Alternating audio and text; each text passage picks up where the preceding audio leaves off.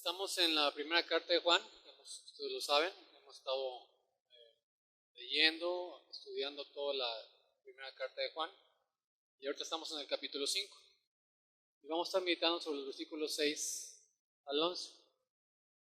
¿Qué haces cuando compartes el Evangelio a cualquier persona en la calle, en el trabajo? Y esa persona te dice, yo también creo en Dios, yo también confío en Dios, yo también tengo y sé que Jesucristo es el que murió por mis pecados. ¿Qué haces ahí cuando venías con un argumento y sabes que esa persona no es cristiana? Lo sabes por su vida, por sus frutos, pero te dice que él también conoce a Dios, que él también cree en Dios, que cree en Jesús. Hemos de confesar que cuando eso sucede, nos quedamos un poco descolocados y pensamos, ¿no? ¿Y ahora cómo sigo la conversación? ¿Tomo en serio todo esto que me acaba de decir esta persona? ¿Lo trato como cristiano? ¿Le hablo como cristiano? Hermanos, hemos de confesar que esta respuesta nos deja fuera de base, fuera de estrategia, por así decirlo. Si dice que cree en Dios y que cree en Jesús, ¿está diciendo lo mismo que yo cuando digo que creo en Dios y que creo en Jesús? Mucha gente dice que cree en Dios o que cree en un Dios. O la frase que está de moda en nuestra época posmoderna, la gente cree en Dios a su manera. Dios hizo al hombre a su imagen y semejanza, pero es el hombre que hace a Dios a su imagen y semejanza. Cada uno hace a Dios según su propio concepto, con lo cual no hay un Dios, sino hay muchos dioses. Por eso es necesario que siempre estemos expuestos a la palabra de Dios, para que la palabra de Dios expulse al Dios de tu imaginación. Todos los que están en esta imaginación viven a su manera. Y el Dios en el que el otro cree no es el Dios en el que tú crees. Porque nosotros creemos en el Dios de la Biblia. Necesitamos creer en el Dios de la Biblia, el que está escrito en la palabra. Mucha gente dice que Jesús existió, que fue un personaje real, que Jesús fue alguien histórico. Pero ese conocimiento intelectual no salva a nadie, hermanos. Incluso confesar que tú crees que Jesucristo es el Señor no te salva. Hermanos y amigos, creer que Dios existe y creer que Jesús existe no salva absolutamente a nadie. Es un mero conocimiento intelectual. Al mismo nivel que si yo digo que creo que hay una isla llamada Australia, pero nunca la he pisado, nunca he estado ahí, y está tan lejos de mí que afecta muy poco mi vida cotidiana. Creo en Australia y sé dónde está Australia y yo estoy aquí. Así mucha gente, hermanos. Dice que cree en Dios, que cree en Jesús, pero es algo lejano, es algo frío, es algo intelectual. ¿Recuerdan los demonios? También creen y tiemblan, porque saben que se acerca el juicio para ellos. Como dice Santiago 2, 18, 19. Recordemos la historia en Hechos de los Apóstoles, capítulo 19, cuando aquel endemoniado responde a los hijos de un tal Esceva, ¿se acuerdan? Y ese demonio dice, a Jesús conozco. Dice, ¿quién es Pablo? Pero vosotros, ¿quiénes sois? Aquel demonio conocía a Jesús y conocía al apóstol Pablo. Y podía citar la Biblia mejor que tú y que yo. Los demonios conocen a Jesús. Hermanos, vaya que conocen a Jesús. Vaya que lo conocen. Pero es algo lejano, es algo frío, es algo intelectual. Estamos llamados, hermanos, a analizar, a comprobar. ¿Recuerdan al Gadareno? ¿Cómo se pone de rodillas delante de Jesús? Y le pide misericordia. Y Jesús no ha dicho nada aún, y el demonio corriendo se postra a los pies de Jesús de rodillas y le suplica misericordia. ¿Qué tipo de ser humano eres tú? ¿Vienes a la iglesia doblando tu rodilla a fuerzas o voluntariamente? Conocen a Jesús, conocen a Pablo. Pablo es famoso en el infierno, muy famoso. Los demonios hablan de Pablo. ¿Y tú? También conoces a Jesús, conoces de Pablo, conoces de la Biblia, conoces el plan de salvación. Pero igual que todos los demonios, con un conocimiento intelectual que no te va a salvar, que no te va a llevar a ninguna parte. Juan en su carta, hermanos, nos ha expuesto hasta ahora todo lo que hemos estado meditando anteriormente sobre el poder transformador del Evangelio. El Evangelio cambia corazones. ¿Cuál Evangelio? El Evangelio de Jesucristo. ¿Por qué mi vida no da fruto? Porque no está siendo expuesto al Evangelio de Jesucristo. El Evangelio cambia vidas, el Evangelio cambia matrimonios, el Evangelio cambia hogares, el Evangelio es capaz de cambiar países, naciones enteras, cuando es el Evangelio de Jesucristo el que se predica. Juan nos ha descrito el poder transformador del Evangelio, pero ahora nos está diciendo Juan, y nos lleva un paso más allá, que para entender ese poder transformador del Espíritu y del Evangelio, de que esa fe nos acaba transformando, cita que es una fe que vence al mundo. ¿Recuerdan los últimos versículos anteriores de la vez pasada? Y esta fe tiene que estar depositada sobre Jesús, el Cristo, el Hijo de Dios, el Mesías, el Dios encarnado. Y que si no crees que Cristo es el Salvador, que Cristo es quien dice ser, no hay esperanza para ti. No te sirve de nada creer en Jesús, el Hijo del carpintero. Si no crees en Jesús, el Hijo de Dios. Muchos hoy hablan de Jesús, el profeta. Muchos hablan de Jesús, el gurú espiritual. Muchos hablan de Jesús, el filósofo. Algunos se atreven a decir que Jesús fue el primer comunista. Jesús es el ejemplo a seguir. Jesús es el maestro. Incluso algunos hablan del Jesús histórico.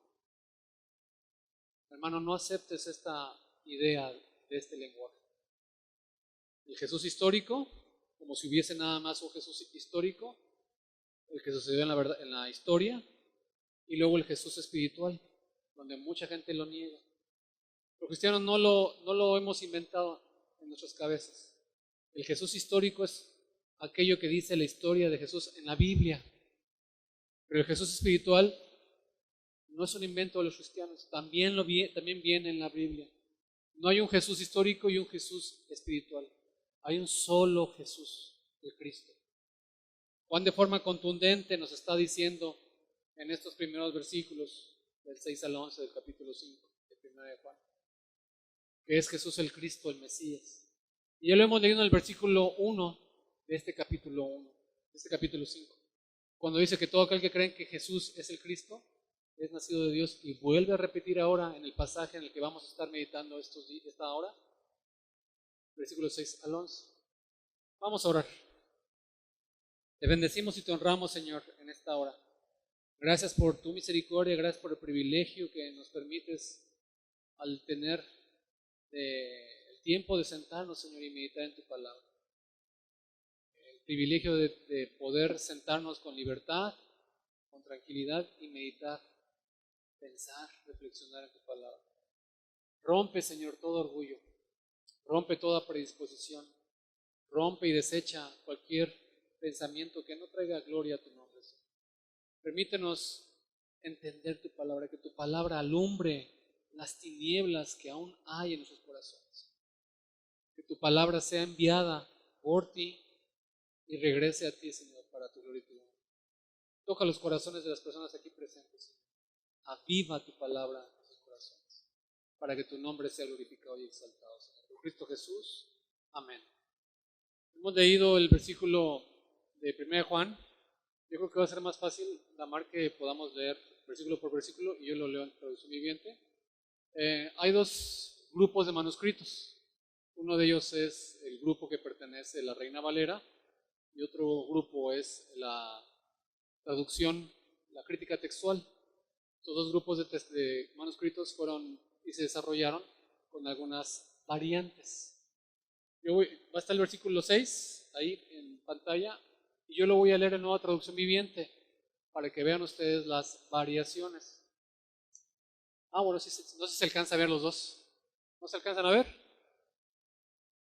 Bueno, dice, si no lo siguen en su Biblia, dice el versículo 6 de Nueva Traducción Viviente, que es crítica textual. Y Jesucristo fue revelado como el Hijo de Dios por medio de su bautismo en agua. Mantengan este concepto en mente, bautismo en agua. Y por derramar su sangre en la cruz. Sangre en la cruz, bautismo en agua y sangre. Mantengan esta idea en mente. Versículo, es decir, no mediante agua solamente, sino mediante agua y sangre. Y el Espíritu, quien es la verdad, lo confirma con su testimonio. 3 actores, 3 ideas que aparecen en los primeros versículos. Agua, sangre y Espíritu. Vayan formando en su cabeza esta estructura. Versículo 7. Por lo tanto, son 3 los testigos. Versículo 8. El Espíritu, el agua y la sangre. Y los 3 están de acuerdo. ¿Sí ven la abreviación? Aquí es un versículo más corto. 9. Ya que creemos el testimonio humano, sin duda alguna podemos creer el testimonio de más valor que proviene de Dios. Y Dios ha dado testimonio acerca de su Hijo. Versículo 10. Todo el que cree en el Hijo de Dios sabe en su corazón que este testimonio es verdadero. Los que no creen en realidad llaman a Dios mentiroso, porque no creen el testimonio que Él ha dado acerca de su Hijo. Versículo 11. Y ese es el testimonio que Dios ha dado. Él nos dio vida eterna y esta vida está en su Hijo. Nuestro pasaje en el sermón anterior acababa con el capítulo 5, versículo 5. Y recordemos que acababa con una pregunta. ¿Quién es el que vence al mundo? ¿Recuerdan? Sino el que cree que Jesús es el Hijo de Dios. La victoria de Cristo es tuya. La victoria de Cristo es mía. Si creemos quién es el Señor Jesucristo, creemos que es el Mesías, creemos que es el Hijo de Dios, creemos que es el Salvador del mundo. Y como decíamos hace ratito, hermanos, en la escuela dominical, el que tú creas en el fondo de tu corazón que Jesucristo es el Señor, te permite presentarte en la iglesia y delante de Dios vestido de Cristo. El que tú no creas que Jesucristo es el Señor y Salvador, no como una cuestión intelectual nada más, profundamente en tu corazón lo deseches, aunque lo digas, estás desnudo delante de Cristo. Tus miserias están expuestas, porque es tu justicia la que te mantiene, entre comillas, delante de Dios. Yo no sé ustedes, pero qué vergüenza estar vestido de mí mismo. Qué tristeza, qué deplorable condición humana el que yo esté vestido de mí mismo. Es gracias a Cristo que su justicia ahora es mía. No te sirve de nada creer que Jesús existió si no crees que Jesús es quien Dios dice que es. Es lo que vemos en este pasaje de hoy en el testimonio de Dios el Padre. ¿Quién dice Dios que es su Hijo? Es lo que vemos detallado en estos versículos, en estas frases. ¿Quién es aquel sobre el cual ponemos nuestra fe? Se habla mucho de la fe y a veces se habla muchísimo de la fe. Hay contextos evangélicos, hay iglesias a las que se predica tanto la fe que casi hay que tener fe en la fe. Pero hermanos, nosotros no tenemos fe en la fe. Tenemos fe en Jesucristo. Tu fe puede ser muy grande o tu fe puede ser muy pequeña. Pero tu fe no te salva, sea grande o sea pequeña. Te salva aquel en el cual es el objeto de tu fe. Y Jesucristo no es un objeto. Jesucristo es una persona. Hermanos, yo no he visto a Jesús frente a frente, cara a cara. Pero yo confío en lo que la palabra de Dios dice. Yo estoy vestido de la justicia de Cristo. ¿Y esto qué implica para mí? Entregar mi vida, mi carácter, mi tiempo. Y no es fácil. Se requiere una lucha constante todos los días. Pero no quiero que sea nada más una cuestión de boca. No quiero que el Señor me diga, apártate de mí, maldito. Porque con tus labios me decías una cosa y predicabas una cosa, pero tu corazón estaba apartado de mí. Imagínate que estuviéramos en un incendio. Dios guarde la hora, ¿verdad? Y estás con un vecino en el 8º piso. Y ves el incendio abajo. Y ves a una persona viejita. Y depositas toda tu fe y dices, seguro que él o ella me va a agarrar. Tengo mucha fe. ¿Te imaginas este pensamiento, este razonamiento, donde pones mucha fe en alguien que es falible, en alguien que no tiene ninguna capacidad? O al revés, llegan los bomberos y extienden la malla para rescatarte. No tienes fe, y tienes duda, y estás dudando si te van a cachar y si no vas a caer del otro lado. Al final del día, al final del momento, te avientas y tu vida es salvada. Hermano, no importa si tienes una fe inmensa, pero si la fe la tienes en el lugar incorrecto, no te sirve de nada. La puedes tener en ti mismo, en tus obras, en tus acciones, en tu servicio a la iglesia, en tu ministerio, en tu elocuencia para hablar, predicar o enseñar. En los domingos que has venido, que has sido constante también. Tú puedes tener muchos argumentos, pero no te sirve de nada. Sin embargo, una fe pequeña, depositada en Jesucristo, el Hijo de Dios, es la que te va a salvar. Porque es Cristo quien salva. Hay mucha gente, hermanos, que tiene mucha fe.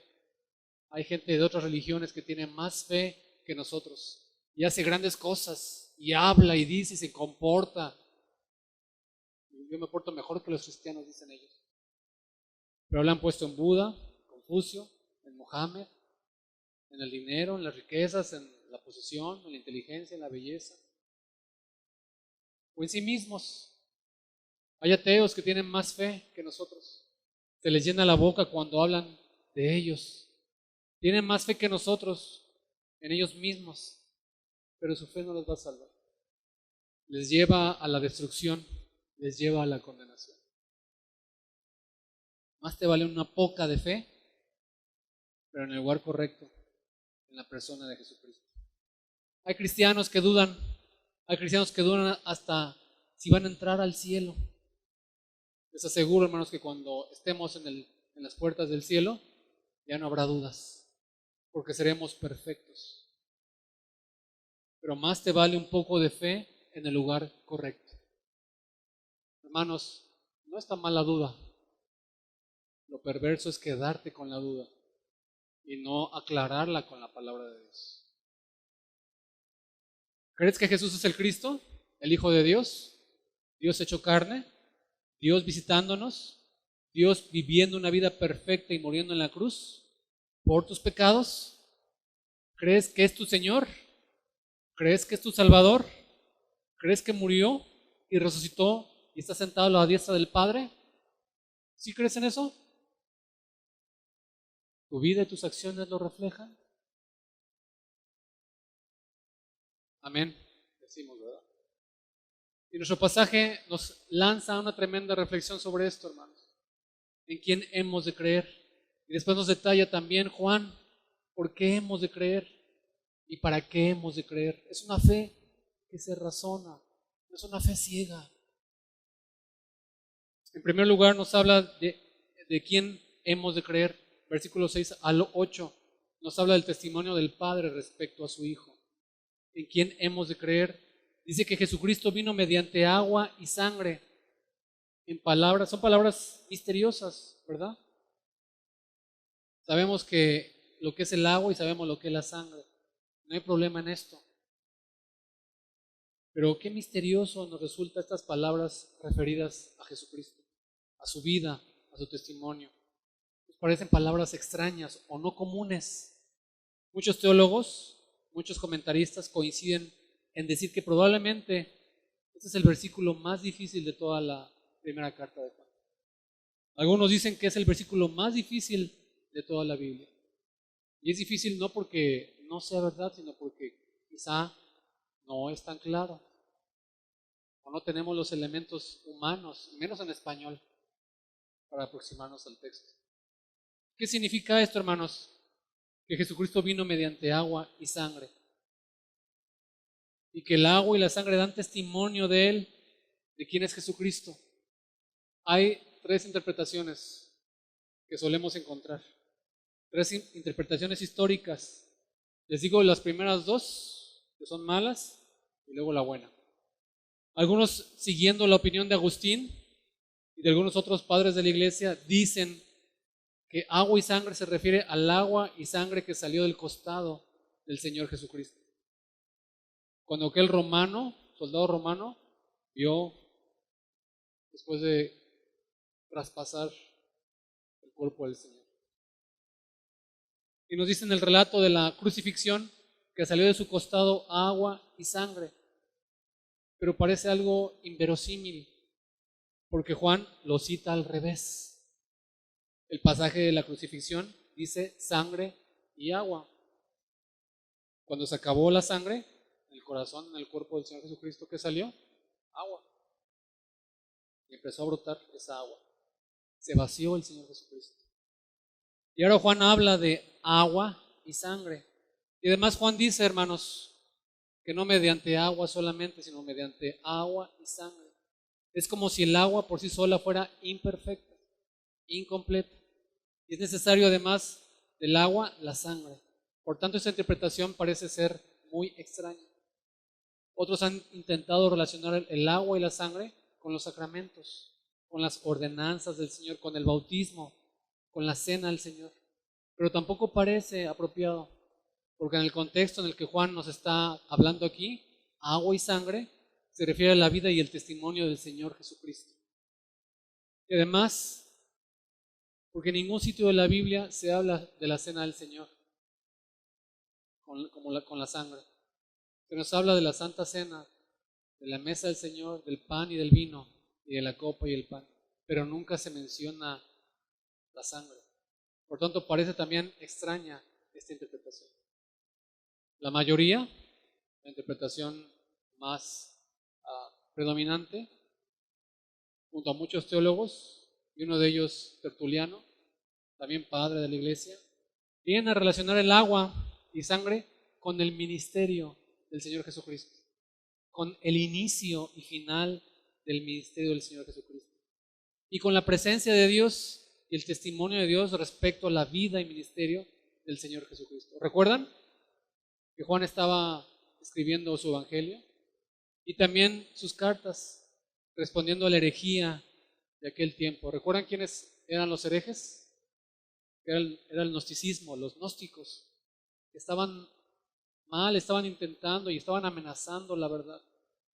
Había la herejía de un tal Cerinto, ¿recuerdan? Ya lo hemos visto, que decía que Jesús era un hombre como cualquier otro hombre, pero que en su bautismo descendió el Espíritu y ese hombre vino a ser hijo de Dios. Entonces la herejía, que históricamente se llama adopcionismo, Jesús fue adoptado como hijo de Dios, pero que el Espíritu de Dios fue retirado antes de su muerte. ¿Se pueden imaginar este pensamiento? De manera que el que muere en la cruz no es el Hijo de Dios. Es simplemente y solamente y llanamente Jesús de Nazaret, el hombre. Es una herejía. Porque si solo es un hombre el que ha muerto en la cruz, ay de nosotros. La herejía de los gnósticos es una barbaridad. Separar a Jesús de Cristo es acabar con nuestra fe. Jesús es el Cristo, es Jesucristo, o como prefiere el apóstol Pablo, porque él primero conoció al Mesías y luego reconoció que el Mesías era Jesús. Y él dice Cristo Jesús. Es inseparable, hermanos, el hombre de Dios, Dios del hombre. Es una doctrina que se escapa a nuestra mente, no lo podemos entender. Pero Jesús era verdadero Dios y verdadero hombre. Completo Dios y completo hombre. Nos cuesta pensar en ello porque no nos hemos encontrado otro caso así en la historia. Y nunca jamás habrá un caso así. Como hombre, Jesús ora al Padre. Como Dios, recibe la adoración. ¿Recuerdan? Y la adoración de los hombres. Como hombre, Jesús tuvo que aprender a leer y escribir. Esto es increíble. Como hombre, Dios era capaz de leer los corazones. Como Dios era capaz, Jesucristo, de leer los corazones de los hombres. Como hombre, Jesús se sujetó a sus padres terrenales y fue un hijo obediente. Como Dios, hasta los demonios se sujetan a él. Y ese es tremendo contraste entre las dos naturalezas de Jesús, hombre y Jesús, Dios. Están presentes continuamente, están unidas, son inseparables. Cuando Jesucristo venga por segunda vez, verás al hombre y al Dios en una sola persona. Verás a Dios y al hombre en una sola persona. ¿Te puedes imaginar la escena? Una escena terrible, donde solo aquellos que tienen la marca de la sangre en sus corazones serán librados del juicio eterno de Dios. En los evangelios son inseparables. No hay nada así en la historia, el Dios hombre. Y Jesús es el Dios hombre. No porque un hombre haya ascendido a los cielos y se haya hecho semejante a los dioses, sino porque el único Dios verdadero ha querido tomar carne y vivir entre los hombres. Él es el Dios hombre. Y en la encarnación es algo que también difícilmente podemos entender en este pequeño cerebro humano. Y es locura para cualquier religión. Todas las religiones rechazan la encarnación de Cristo, excepto el cristianismo. El catolicismo romano lo acepta, pero no de la forma adecuada. Para el judaísmo es una locura. El islam dice que es una blasfemia. Muchas sectas niegan la doctrina de la encarnación, de la doble naturaleza del Señor Jesucristo. Muchos grupos religiosos dicen que Jesús era solo un hombre, o que Jesús era un ángel ascendido de rango, que recibió el título de Hijo de Dios, o un profeta, o un filósofo, pero niegan que Jesús fuera Dios mismo entre nosotros. Pero ¿qué está diciendo Juan aquí, hermanos? Juan dice que da testimonio del ministerio de Jesús, el agua y la sangre. Da testimonio el agua mediante el bautismo del Señor Jesús. Porque ese es el inicio de su ministerio entre nosotros. ¿Recuerdan? Llega frente a Juan el Bautista y ¿qué hace el Señor Jesucristo? Se sumerge. Hermanos, el bautismo era para aquellas personas que necesitaban ser lavadas de sus pecados. Jesucristo, para cumplir la profecía y para cumplir toda la ley, se hace pecado por ti y por mí. Y aunque Él no conoció pecado ni tuvo relación con el pecado, Él se sumerge en las aguas del bautismo, siendo obediente hasta la muerte y muerte de cruz. ¿Recuerdan que se sumerge, se levanta y qué sucede después? El Espíritu Santo desciende como paloma. ¿Recuerdan que se oye en el cielo? Este es mi Hijo amado, en quien tengo toda mi complacencia. Hermanos, es Dios quien está diciendo, Él es el elegido, Él es el Mesías, Él es el ungido. No, tú piensas y dices, ay hermano, ore por mí. ¿Por qué? Porque tú eres el consentido de Dios. Eso es una herejía. En el único en que Dios se complace, ¿en quién es? Cristo. No te digo que no ores, ¿verdad? El bautismo de Jesús, sabemos, no fue igual al nuestro, porque nuestro bautismo, entre otras cosas, representa el lavamiento de los pecados. Y en Jesucristo no había necesidad de lavar los pecados, porque no había pecado en Él. Pero Él se puso al mismo nivel y se humilló igual como los pecadores. Él se hizo un hombre pecador por nosotros, en nuestro favor. Se humilló en obediencia al Padre, en sujeción al Padre. Y el inicio de su ministerio fue el bautismo. ¿A través de qué? El agua. El inicio de ese ministerio recibe la aprobación del Padre Celestial. Este es mi Hijo amado. Pero Juan dice en el pasaje que estamos meditando hoy, no mediante agua solamente. Jesús no solamente fue fiel hombre, buen hombre, sumiso, sujeto, humilde, mediante agua y sangre. Está apuntando al final de su ministerio, a su crucifixión, al derramamiento de su sangre. Él es el Cordero de Dios que quita el pecado del mundo. Hermanos, Jesucristo te vació por completo para satisfacer la justa ira de Dios y para lavar tu pecado. Tu vida tiene un precio y ese precio es la sangre de Cristo. No desprecies esta sangre. No pisotees esta sangre con tu forma de vivir, con tu forma de pensar, con tu forma de ser. De nuevo, hermanos, una alusión a los gnósticos que niegan la divinidad de Jesús de Nazaret. Niegan que Jesús fue el Mesías. No solo vino mediante agua, no solamente vivió una vida perfecta y humilde como hombre, sino que además vino mediante sangre. Murió de forma física y real en la cruz. Jesús murió en la cruz, algo que los gnósticos querían negar o negaban. El Hijo de Dios murió clavado en la cruz, derramó su sangre. Pero Dios no lo dejó ahí, porque Él es justo. Fue sepultado y fue resucitado al tercer día. El agua y la sangre hablan de quién es Cristo Jesús. Dan testimonio el agua, da testimonio la sangre, porque es en su muerte en la cruz el Señor Jesús estaba cumpliendo todas las profecías. Los judíos esperaban un líder político que les llevara a liberarse de Roma, pero la palabra nos habla de un líder espiritual que nos libera de la esclavitud del pecado. Y es la evidencia, la cruz, el Gólgota, la evidencia de que Jesucristo es el cumplimiento a todos los profetas que habían anunciado previamente su venida. Dice Lucas 24:46. Así está escrito y así fue necesario que Cristo padeciese y resucitase de los muertos al tercer día. Pero no solo testifican de Cristo el agua y la sangre. Salud. Si ustedes siguen el pasaje, el texto, no solo testifican el agua y la sangre. ¿Qué más nos dice nuestro pasaje, hermanos? Y el Espíritu, por supuesto. El agua, la sangre y el Espíritu.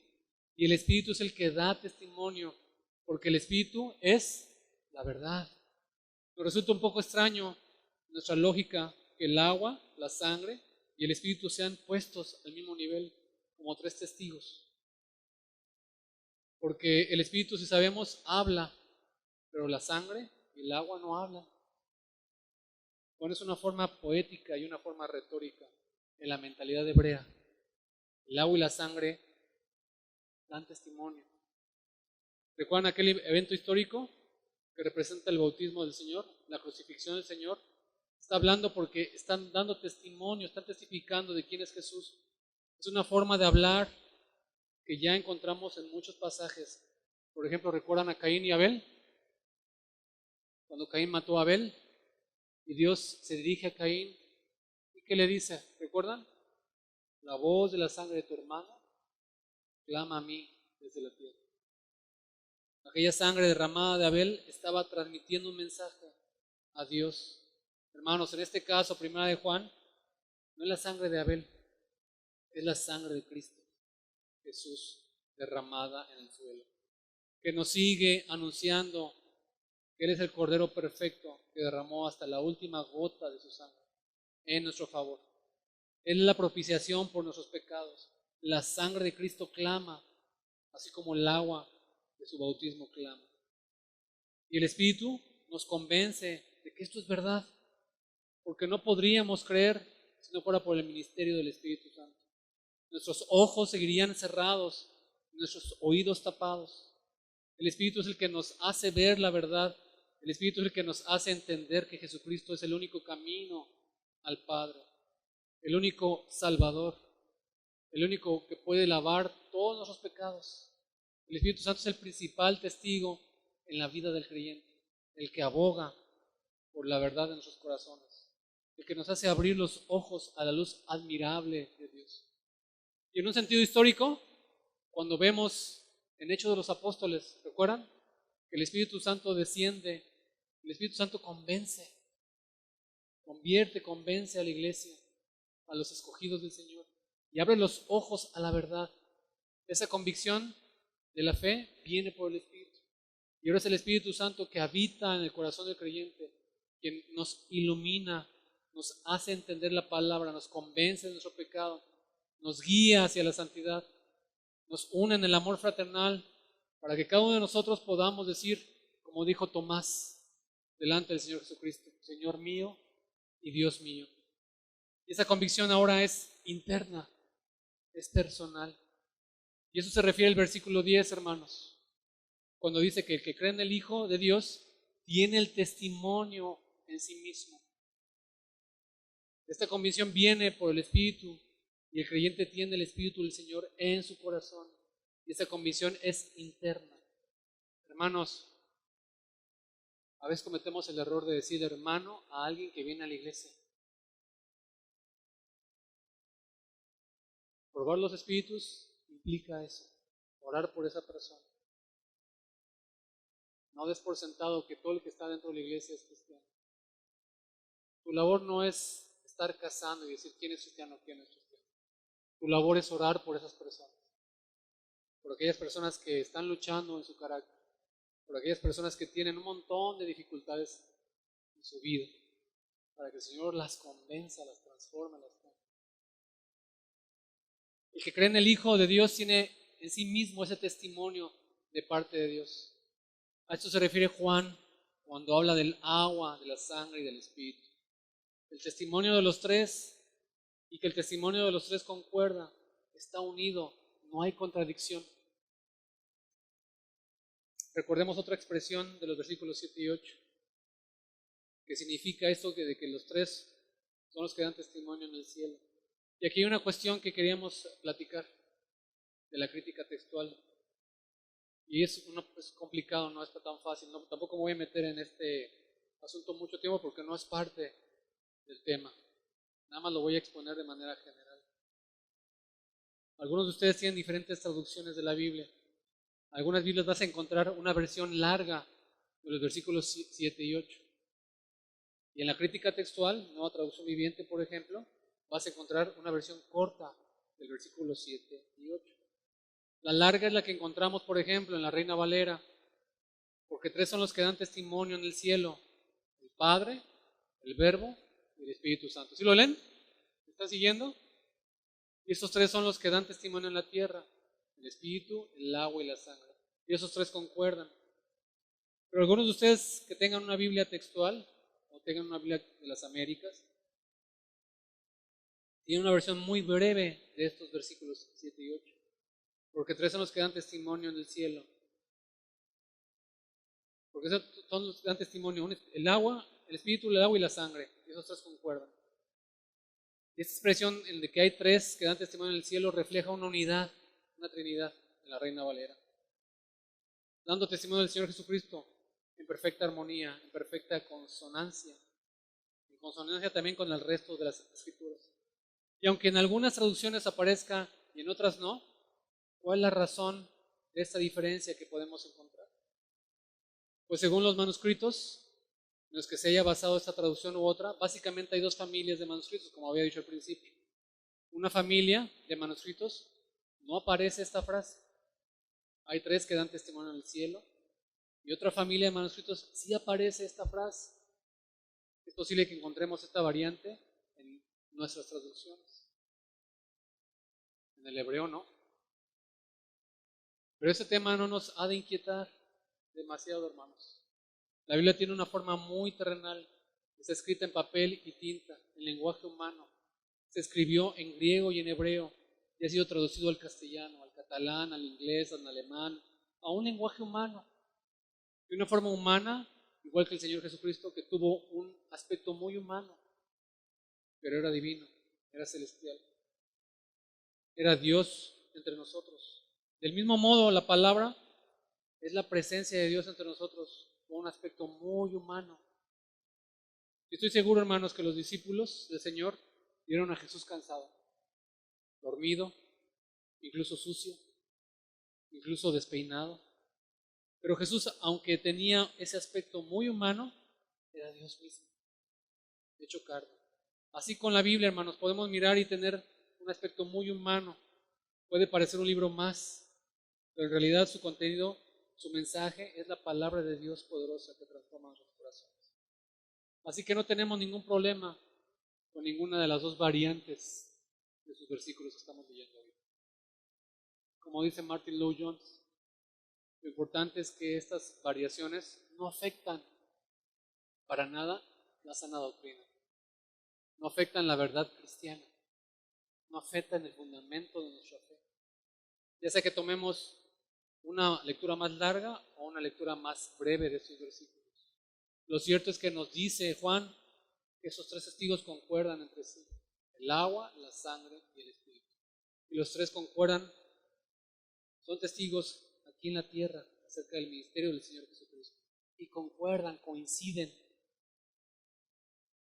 Cuando se están presentando tres testigos que nos habla del ministerio del Señor Jesucristo, ¿y quién es el Señor Jesucristo? El espíritu, el agua y la sangre. Hay tres testigos que deben ser escuchados. En los judíos de entonces, recordemos que no había pruebas de ADN, ¿recuerdan? No había huellas dactilares, no había documentos electrónicos, no había PDFs, no había periciales, no había nada de esto. ¿Cómo entonces se celebraba un juicio? ¿Cómo se le hacía entonces? ¿En base a qué? A testigos. ¿Se podía aceptar la acusación de un solo testigo contra una persona, hermanos? No. Tenía que haber dos o más testigos. Está prohibido en la ley de Dios, en Deuteronomio, concretamente Deuteronomio 19, y podemos leerlo después. Está prohibido el testimonio de una sola persona contra otra persona, porque era la palabra de uno contra el otro. Podía ser todo absolutamente infundado. Para poder celebrar un juicio era necesario por lo menos dos testigos. Y aquí Juan nos está hablando de que no tenemos dos testigos, salud, que tenemos tres testigos. Juan te está diciendo a ti y a mí: escucha lo que tiene que decir respecto al Hijo, porque en verdad es muy cierto. Escúchalo. No son dos testigos, son tres testigos los que aquí están en la tierra diciendo y hablando sobre el ministerio de Jesucristo. Su divinidad, su sumisión, y los tres concuerdan. No hay contradicción entre ellos. Si hubiera tres testigos, pero hubiera dudas, como en el falso juicio contra el Señor Jesucristo, ¿recuerdan? Que pasaron dos testigos y entre ellos pura contradicción. Anulaban su testimonio. Estos tres están dando el mismo mensaje. El agua, la sangre y el espíritu concuerdan en perfecta sintonía sobre quién es Cristo Jesús. De nuevo, hermanos, Juan está poniendo a los gnósticos entre la espada y la pared, porque los gnósticos pretendían que el bautismo de Jesús fuera verdadero, perfecto, hombre obediente, fiel, sumiso, humilde, pero negaban la crucifixión del Hijo de Dios. Decían que era un hombre el que había muerto. Juan está diciendo: si los tres testigos son verdaderos, los tres testigos son fidedignos. Y es tan cierto el bautismo del Señor como la crucifixión del Señor. Los tres testigos hablan la verdad y nos dicen que Jesucristo es el Hijo de Dios, el Mesías esperado, que había que nacer y vivió en obediencia y murió en una cruz, que derramó su sangre en expiación por nuestros pecados, que fue sepultado, que resucitó, que está a la diestra del Padre, y que si no crees en Él, estás perdido en tus delitos y pecados. Esta es la enseñanza, hermanos, de los apóstoles. Dice Hechos 17, que Pablo por 3 días de reposo discutió con ellos, declarando y exponiendo por medio de las Escrituras que era necesario que Cristo padeciese y resucitase de los muertos. Y que Jesús, a quien yo os anuncio, decía él, es el Cristo. Jesús es el Cristo. No es solo un hombre, no es solo el hijo de un carpintero, es el Hijo de Dios. Y el Dios y Padre da testimonio de Jesucristo. Si tú no crees que Jesucristo es el Señor, jamás te vas a preparar para su venida. Te va a tomar por sorpresa su segunda venida, pensando que es un viejito con barba y buena onda. Y el Espíritu Santo te ha revelado quién es Jesucristo, tú te vas a preparar. Ahorita, hoy, mañana y pasado mañana. Es una obra del Espíritu Santo. Y además dice el versículo 9, porque mayor es el testimonio de Dios. ¿Nos damos cuenta, hermanos, de lo que está diciendo? Si un juicio se escucha a los testigos, y son testigos humanos, y los escuchamos, y los abogados toman nota, y viene gente a declarar, gente mayor y gente pequeña. Incluso un niño puede declarar en un juicio, y se toma nota. Se toma en consideración su testimonio, su palabra, lo que ha visto, lo que ha oído. ¿Cuánto más nos está dirigiendo Juan aquí esta carta? ¿Cuánto más es Dios mismo el que da testimonio a nosotros? Para que escuchemos, para que creamos. Por eso dice el versículo 9, recibimos el testimonio de los hombres, lo escuchamos, lo creemos, lo que nos dice. ¿Cuánto más si es Dios el que está hablando? ¿Por qué haces oídos sordos? ¿Cuánto más si Dios es el que está hablando? Porque Dios ha hablado. Y esto es lo increíble, hermanos. Esto es lo tremendo. El testimonio de Dios es perfecto. Es justo, es cabal. Recordemos cuando Juan el Bautista daba testimonio sobre Jesucristo. Él decía que era esa voz en el desierto, que estaba preparado el camino del Señor, como dice Isaías.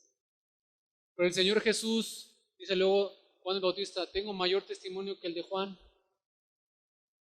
Es muy importante que Juan hable de mí, pero yo tengo mayor testimonio que el de Juan. Y el Padre que me envió, él mismo da testimonio de mí. Y es importante que escuchemos lo que Juan tenía que decir de Cristo. Y la gente escuchaba a Juan y luego seguía a Cristo. Pero el Señor Jesús está diciendo, hay uno mayor que Juan que está dando testimonio de mí, el Padre. Él dice quién soy y qué ha venido a hacer. Hermanos, el testimonio de Dios es mayor. El testimonio de Dios te lleva a servirle, a rendirte, a identificarte con otros, a que la guerra en tu corazón cada día sea menos. El testimonio de Dios es mayor que el de los hombres, porque el hombre es olvidadizo, pero Dios no. El testimonio de Dios es mayor que el testimonio de los hombres, porque los hombres somos pecadores. Y no nos podemos dejar llevar por nuestro propio corazón, por nuestros propios ídolos, por nuestros propios deseos. Pero Dios es santo y su testimonio es perfecto. Lo que Dios dice es para escucharlo y creerlo, y no de una forma intelectual, sino que afecta a nuestra vida por completo.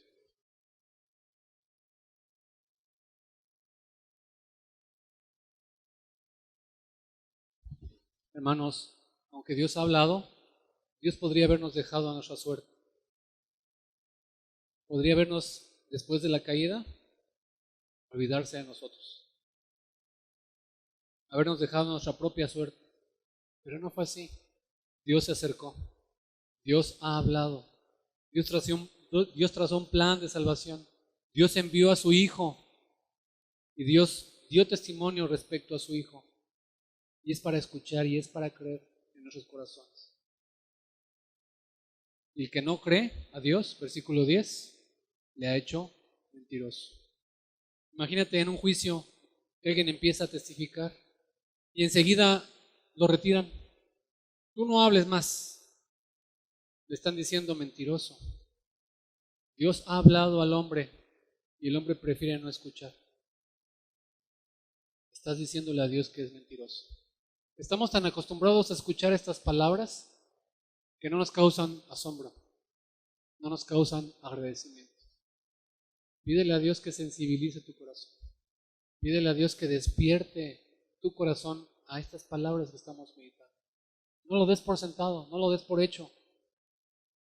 Y fijémonos en el versículo 10, vean ustedes en sus Biblias, que no dice que el que no cree en Dios, desgraciadamente hay mucha gente en este planeta que cree en Dios, pero el versículo dice el que no cree a Dios.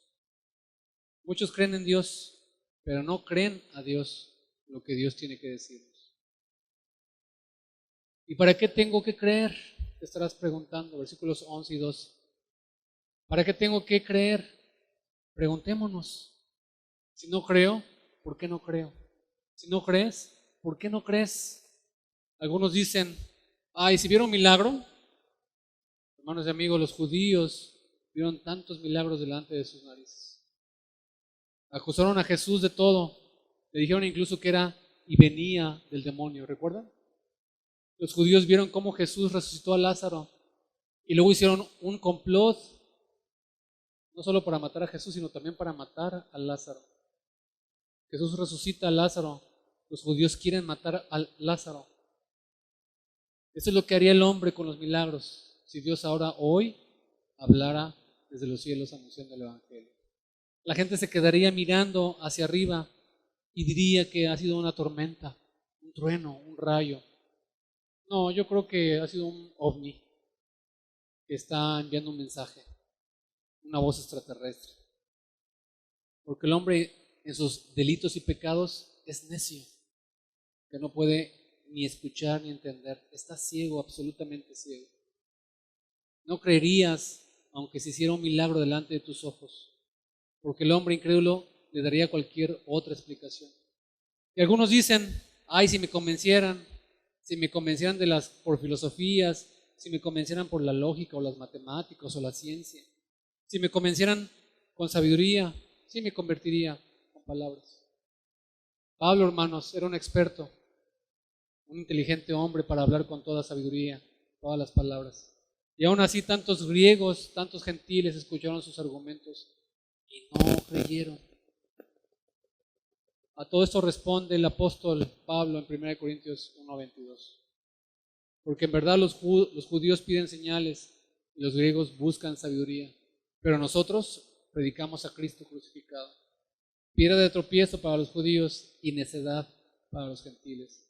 Mas para los llamados, tanto judíos como griegos, Cristo es poder de Dios y sabiduría de Dios. Querido hermano, querido amigo, no creerás hasta que el Espíritu Santo abra tus ojos. Escucha el Evangelio, porque Dios va a utilizar el testimonio de la palabra y la palabra misma va a entrar a tu corazón y va a abrir tus ojos. Pero es el Espíritu de Dios el que te puede abrir los ojos para que veas y para que entiendas. Pero eso también te hace responsable a ti de ser obediente y escuchar y venir a sus pies. Juan está hablando de la incredulidad de muchos en sus días, pero Juan está hablando de la incredulidad de muchos en nuestros días también. Si no crees, no es porque necesites evidencias. Si no crees, no es porque necesites palabras sabias. Si no crees, es porque no quieres. Si no crees, es porque no puedes. Es una cuestión moral, es una cuestión ética. ¿No quieres escuchar el testimonio de Dios? ¿No te interesa escuchar el testimonio de Dios? ¿No deseas escuchar el testimonio de Dios? Porque si todo lo que Dios dice es cierto, tú tienes un compromiso muy grande con Él. Si todo lo que Dios dice es cierto, tú tienes que arrepentirte de tus pecados, de todos tus pecados. Si todo lo que Dios dice es cierto, tú tienes que humillarte mucho delante del Señor, el Creador. Y no quieres, porque el hombre quiere seguir siendo amo y señor de su propia vida. Quiere seguir llevando el control. El hombre quiere seguir siendo su Dios. No le interesa otro Dios hasta que el Espíritu de Dios te quebrante y rompa tu orgullo y te rindas a los pies del Señor y puedas exclamar, Señor mío y Dios mío, heme aquí. La Biblia entera, hermanos, habla la verdad de Jesucristo. Su vida perfecta, su belleza, su mensaje de salvación, su sacrificio en la cruz, su sangre derramada, su muerte y sepultura, su resurrección al tercer día. ¿Lo crees o no lo crees? Si no lo crees, si no le crees a Él, le haces mentiroso. Si le haces a Él mentiroso, no tienes su promesa en ti. Dice el versículo 11, y ese es el testimonio de Dios, que Dios nos ha dado vida eterna, y esta vida está en su Hijo. No hay otro nombre en el cual podamos ser salvos. Esta vida está en su Hijo solamente, en Cristo Jesús. No hay salvación fuera de Él. Cree en el Señor Jesucristo y serás salvo, pero no nada más en el pasado, hoy y mañana. El verbo está en un presente continuo que te lleva constantemente a creer en Él. No des por sentado que como ya creíste en el pasado, ya tienes... Fue en el año 85 que yo creí en el Señor. Ya estoy más allá para acá que para allá. Arrepiente de tus pecados y ten fe en Él. Cree que Él es el Hijo eterno de Dios, quien Dios dice que Él es y que murió en la cruz en tu lugar, que se levantó entre los muertos, que es el único Salvador para tu alma. Cree en el Señor Jesucristo y serás salvo. Y los que tenemos esta vida eterna, los que hemos abrazado por la fe la cruz del Señor Jesucristo, esta vida eterna la tenemos porque nos ha sido dada, nos ha sido otorgada. Hermanos, qué difícil entender esto para la gente que es religiosa. Cuando hablas con alguien que es religioso, ya sea de cualquier religión, católico, romano, musulmán, cristiano, cuando tú le hablas de que tienes vida eterna, ellos te dicen, no, qué persona tan más arrogante y vanidosa y orgullosa. Se piensa que es perfecto y que merece el cielo. ¿Han escuchado ese argumento? No entienden, hermanos, que no es que hayamos conquistado el cielo, sino que nos ha sido dada la vida eterna. Nos ha sido regalada por gracia. No es por nuestras obras, no es por nuestros méritos, es por su gracia incomprensible que nos ha sido dada. Ese es el testimonio de Dios que Dios nos ha dado, vida eterna, y esta vida está en su Hijo solamente, en el Señor Jesucristo. Juan 3:36, todo aquel que cree en el Hijo tiene vida, pero aquel que rechaza al Hijo no verá la vida, porque la ira de Dios permanece sobre él. Hermano, hermana, amigo, amiga, cree en el testimonio de Dios. Cree lo que Dios ha dicho respecto a su Hijo Jesucristo. Cree en el testimonio del agua, que Él vino y se humilló y fue bautizado como un hombre pecador, que se hizo pecado por nosotros y dijo, este es mi Hijo amado a quien tengo complacencia. Cree en el testimonio de la cruz y de la sangre derramada. Él vino a morir en la cruz y su sangre hoy, como la sangre de Abel, aún nos habla. La sangre de Cristo clama que Él es el Cordero de Dios que quita el pecado del mundo. Cree, mire esa cruz con fe y cree en su gracia incomprensible, incomparable. El testimonio del Espíritu es el mismo y concuerda con todo esto. El Espíritu nos convence de nuestro pecado. El Espíritu nos lleva a los pies de la cruz. El Espíritu aplique esa salvación en tu corazón y en mi corazón. El Espíritu nos haga entender su palabra. Hermanos, amigos, ese tremendo mensaje del Evangelio. Nosotros no llegamos a Él. El Evangelio vino a nosotros. Nosotros no alcanzamos la vida eterna. La vida eterna nos ha sido dada. Y todas las religiones predican que tienes que ganarte el cielo, pero solo Cristo Jesús es el cielo haciéndose hombre entre nosotros. Y su gracia acercándose a los pecadores. Nosotros podemos ser unos grandes apologetas, unos grandes predicadores, o unos grandes evangelistas, o unos grandes defensores de la fe, con miles de argumentos. Pero si no es el Espíritu del Señor, el que abre los ojos y abre el entendimiento del que escucha, no hay salvación. Él abre nuestros ojos para que veamos, entendamos y comprendamos y recibamos el testimonio de parte de Dios para los hombres. Y repito, hermanos, nuestro pasaje en el versículo 11. Y esta vida está en su Hijo. Mira tu propia vida y mira tu propio corazón por un momento, hermano, amigo, amiga. Esta vida está en su Hijo. Todo el mundo busca vida. Todo el mundo busca felicidad, esperanza, paz, futuro, eternidad. ¿Dónde están buscando? ¿Hacia dónde corre tu corazón? ¿Dónde buscas? ¿De dónde bebes? ¿A dónde vas? ¿Cuáles son los ídolos que gobiernan tu corazón? ¿Detrás de qué vas corriendo? Pensando que vas a encontrar esa felicidad y esa vida. Juan nos está diciendo, la vida eterna está en su Hijo. Si tienes a Cristo, lo tienes todo y no desearás nada más. Si tu vida está vacía, sin respuesta alguna, quiere el Señor que puedas mirar solamente a Cristo y pronunciar las palabras del apóstol Pedro cuando dijo, ¿a quién iremos? Solo tú tienes palabras de vida eterna. Y nosotros hemos creído y conocemos que tú eres el Cristo, el Hijo del Dios viviente. Hermano, hermana, amiga, que sea este tu testimonio el día de hoy. Oremos. Te bendecimos, Señor, y te damos muchas gracias por darnos a tu Hijo Jesucristo como el único mediador entre Dios y los hombres. Te quiero rogar y suplicar, Señor, que nos permitas estar saciados de ti. Que esa hambre que tenemos por el mundo, que esa hambre que tenemos por el reconocimiento, por el amor, esa hambre que tenemos por la justicia, esa hambre que tenemos por la vindicación, o por la paz, o por la salud, sea destruida, Señor, y sea saciada en la persona de tu Hijo Jesucristo. Ayúdanos, Señor, y permítenos estar satisfechos en ti. Que cuando nos sentemos a la mesa en este mundo, digamos, no, gracias, estoy satisfecho. Señor, aviva nuestros corazones, sacia nuestras almas de ti, que nuestra relación contigo sea tan real, tan tangible que se note, Señor, en nuestras relaciones, en nuestra vida.